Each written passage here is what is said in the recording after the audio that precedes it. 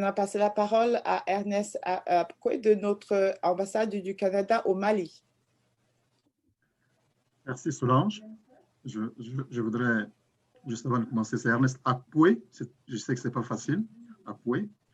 Et puis, deuxième chose que je voulais dire, j'attendais également le proverbe de Hawa, c'est venu, c'est excellent.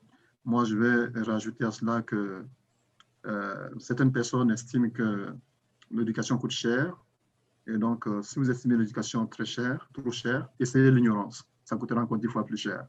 Donc, je ne pense pas que les études au Canada coûtent excessivement cher. C'est l'une des choses qu'on entend souvent, mais ce n'est pas véritablement le cas. Mais dans tous les cas, l'ignorance coûterait plus cher. Donc, nous vous invitons à rester connectés, à avoir le maximum d'informations et je suis sûr que vous trouverez votre compte. Je m'associe aux remerciements précédemment dit par mes prédécesseurs. C'est pour nous une occasion exceptionnelle parce que pour ceux qui ne le savent pas, depuis une dizaine d'années, le Mali n'accueille plus les salons de l'éducation pour des raisons de sécurité. Donc, je pense que le Mali et le Burkina Faso font partie des pays qui n'accueillent plus de salons de l'éducation. Dans le passé, nous l'avons fait et puis depuis une dizaine d'années, on ne le fait plus. Et donc, à quelque chose de malheureux bon, aujourd'hui, avec le Covid, donc, il y a ce salon virtuel qui nous permet de participer pleinement à ce salon-là au même titre que les autres. Donc, nous voulons en profiter au maximum. Mais ceci dit, nous sommes d'une certaine façon en apprentissage et comme je vous l'ai dit, ça fait une dizaine d'années qu'on n'a pas fait. Donc, on essaie d'apprendre auprès des autres pays comment est-ce que les choses ont évolué, comment est-ce qu'ils sont adaptés pour pouvoir promouvoir les programmes d'éducation canadiens dans leurs différents pays. J'aimerais également remercier les institutions canadiennes. Je pense que je connais certains représentants, mais avec le temps, comme je disais, une dizaine d'années, je ne connais plus beaucoup de gens, mais c'est pour moi un plaisir de renouer avec vous. Et j'aimerais dire que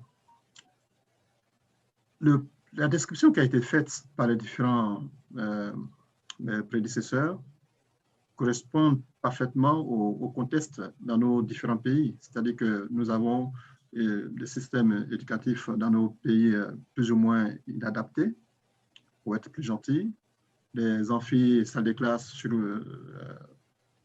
plein, à craquer, des grèves à répétition, et alors qu'il existe un réel potentiel. Pour le cas, si je dois citer le cas du Mali, les résultats du baccalauréat. Le baccalauréat, c'est le diplôme de fin de lycée ici, sont sortis cette semaine. Il y a eu 140 000 candidats. C'est-à-dire qu'il y a 140 000 élèves qui sortent du lycée et donc qui représentent un potentiel important pour les institutions d'enseignement canadien au Mali. Au Niger, c'est 70 000 à peu près. Donc, il y a un réel potentiel.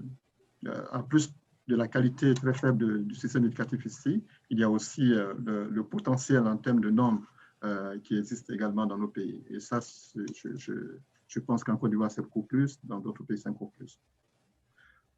Il y a des besoins énormes en termes de formation. Ceci est lié à l'inadéquation entre la formation et les besoins réels du marché. Et le Canada, grâce à son système éducatif pragmatique, peut constituer une solution importante, intéressante pour la plupart des élèves et étudiants de nos pays. Et donc, moi, je vois le Mali et le Niger comme pays miniers et je sais qu'il y a des besoins énormes en termes de cadres, de géologues, de techniciens, dans d'autres domaines plus connexes tels que la responsabilité sociale des entreprises, dans l'environnement, etc. Donc, il y a des programmes qui peuvent être ciblés pour nos pays, en plus des programmes ordinaires, j'allais dire. Nous serons ici pendant tout le salon. Je ne vais pas rentrer dans les détails parce qu'on n'avait que 5 minutes. Et nous serons ici au salon pour répondre à toutes les questions.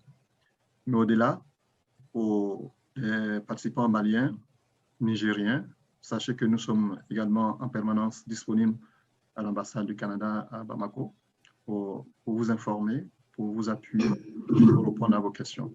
Soyez libre de vous adresser à nous. Merci encore. Merci à Eva Solange. Merci à tous les participants. Merci, merci Enes.